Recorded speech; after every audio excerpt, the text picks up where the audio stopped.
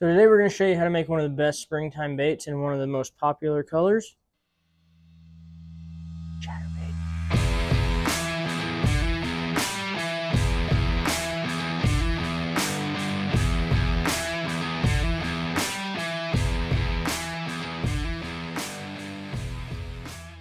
All joking aside though, guys, I don't sell these baits so I can make whatever I want. If you are concerned about the direct connected blade, or I believe they called it the coffin shaped bill, just go check out Adam's video. He explains everything about Z-Man's copyrights and patents. However, if you're just making it for yourself, make whatever you want. So let's get over here and I'll show you what we're doing. What you're going to need for this is a straight shank spinnerbait hook. You need the WEY 525 wire form, and then a Teflon pin or something just to keep the lead from shooting out of your mold. Now you're going to hook your spinnerbait hook on your wire form. You're going to lay it in the mold like so. And then you're just going to take your Teflon pin and place it right at the base of the head just to keep the lead from pouring out. Now you're ready to pour.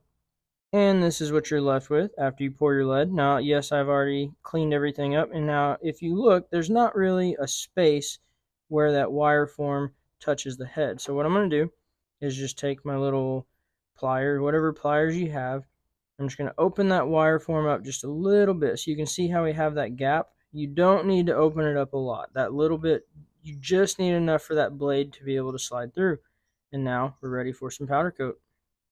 So for the powder coat on this, I couldn't really decide which way I wanted to go. So if you have been living under a rock, Barlow's in their Nova Stone line has this awesome Lava Craw Coloshift powder. Well then, Michael over at 8-Bit Baits just came out with all his Holoshift powders. And if you didn't see it in one of my other videos, I have turned every Holoshift powder that he has into a powder coat version. Super simple to do. And for the 6 new colors that he recently released, I will be doing a video soon showing you how to do that. But I couldn't decide which route I wanted to go, so why not combine the two and see what kind of shifty effect we can get when we combine a color shift with a hollow shift. So let's go. Quick rundown. We are going to start with some Lava Craw. I'm going to put just some straight black on the top, and then we will dip it in this copper pot colored, what I'm going to call an overcoat at the end. So let's get our heat gun going and start with Lava Craw.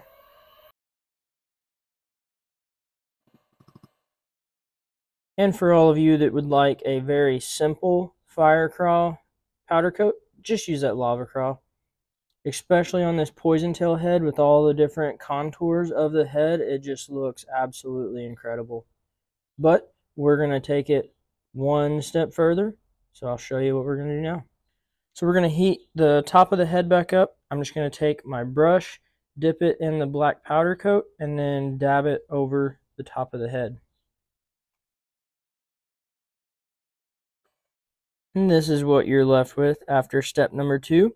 Now, that black over the top is essentially going to be our backing for the Holoshift to play off of.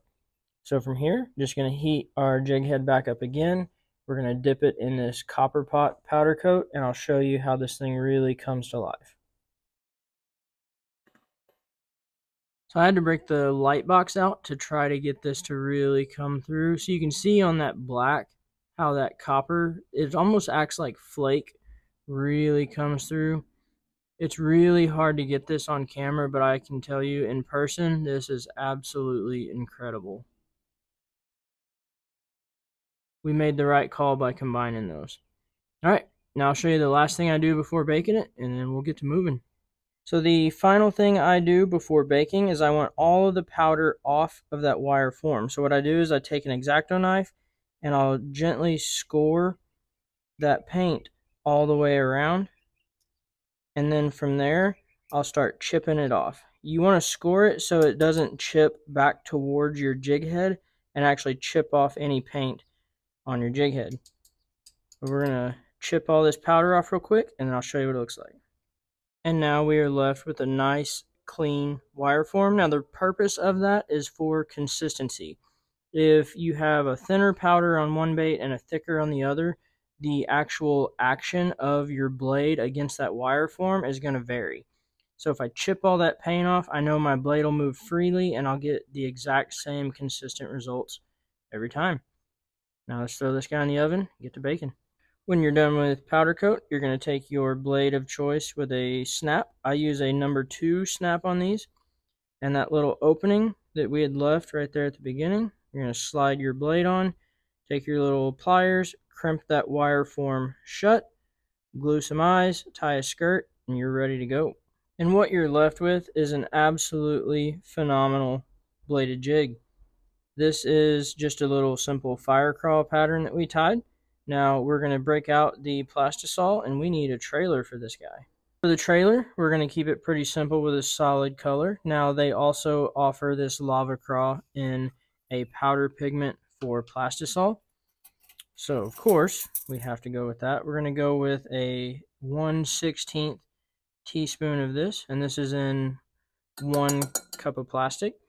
And then to set that off just a little bit more, we're going to go right back to our copper pot Holoshift, and we're going to go with a 32nd of a teaspoon for that. I've never combined these two in plastic, so I'll be curious to see how that turns out.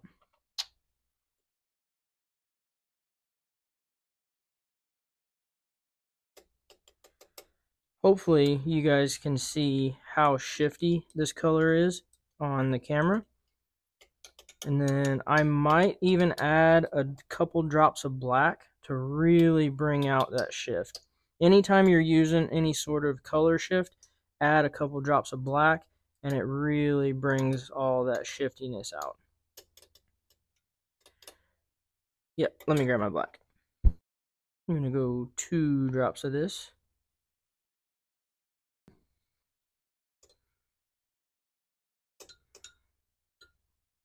And there we go. That is looking great. Alright, we're going to get this ready to go. We're going to grab our mold. We are ready to check these out. Now this mold, it's the LURES, basically their version of a Zaco. It is prone to dent, and this was a cold mold, so we'll see how they turned out. Well, I was hoping they'd come out on the same side, but look at that. That is amazing. So like the color shift, I'm hoping you guys can really see it, but it is absolutely incredible. Now what I'm going to do is I'm going to take the leftover remelt, melt it back down. I'm going to add some medium black flake and then some small red and some small orange. We'll see which one we like better. What do you guys think? Flake or no flake? I don't think you can go wrong with either one. So we're going to get these pulled out. We're going to grab our chatterbait and we're going to rig one up. And there you have it, guys. That is our completed chatterbait right there with the trailer. I added one of them with the flake on there. You look in that tail, as I move it a little bit, you can really see that copper pot Holoshift playing off of that lava craw. It just looks absolutely incredible. But yeah, let me know what you guys think.